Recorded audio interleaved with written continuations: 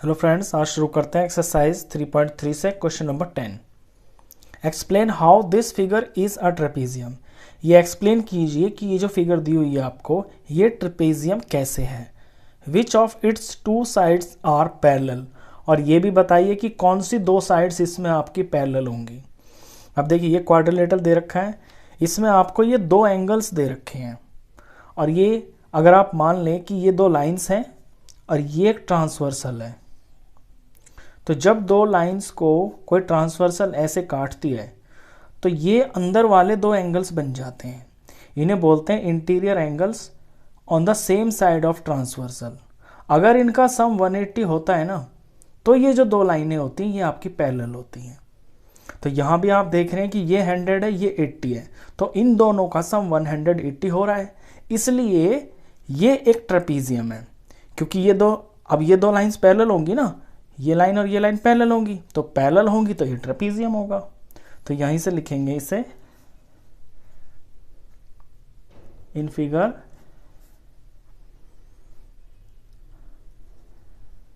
NM and KL are two lines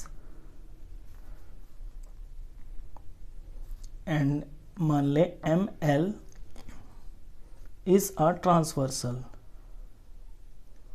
ये transversal होगी, तो एंगल M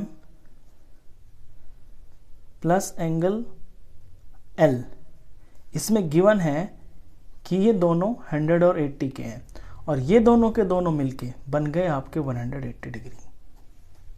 तो जब ऐसा होता है तो ये जिन लाइंस पे ये एंगल बनते हैं वो आपके पैरेलल होती है। एंड ऑल्सो दे आर, ये दोनों की बात चल रही है, also they are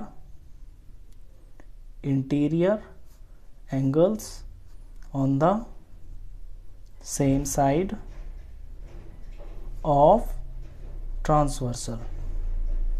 Therefore NM parallel to KL, thus KL MN is a trapezium। ये हो गया प्रूफ। पहले हमने ये दिखा दिया कि ये दोनों बन के 180 है, फिर ये बता दिया कि ये interior angles on the same side of transversal है, इसलिए ये दो लाइंस आपस में पैरेलल होंगी। अब किसी भी क्वाड्रिलेटरल में जब एक सेट लाइन का आपका पैरेलल हो जाए प्रूफ, तो वो ट्रेपेजियम होता है। चलिए क्वेश्चन 11 देखते हैं। Find major of angle C। ये जो C है इसका आपको मेजरमेंट बताना है।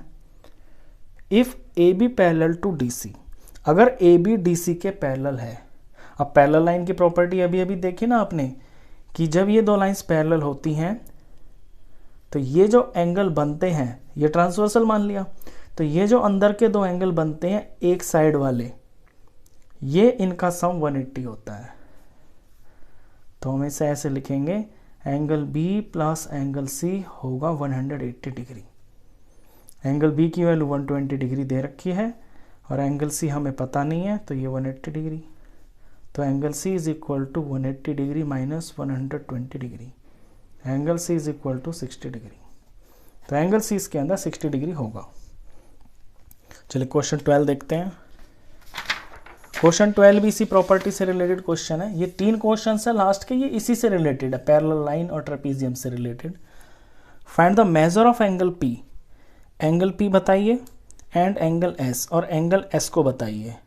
If SP parallel to RQ, अगर SP RQ के पैरेलल है तो P और S का मेजर बताइए।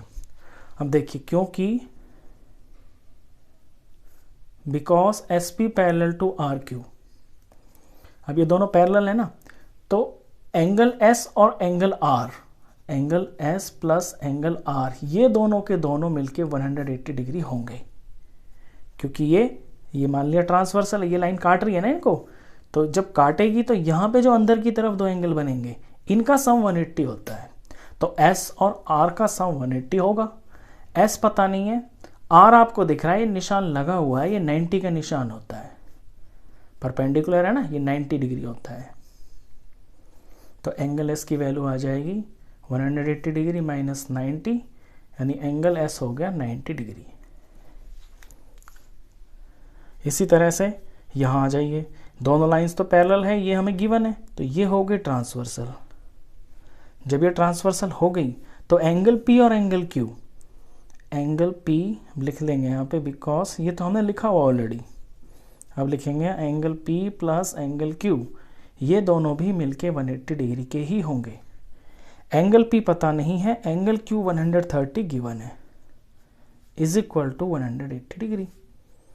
तो एंगल पी हो जाएगा 180 डिग्री, ये माइनस हो जाएगा 130 इधर जाके, तो एंगल पी हो गया 50 डिग्री।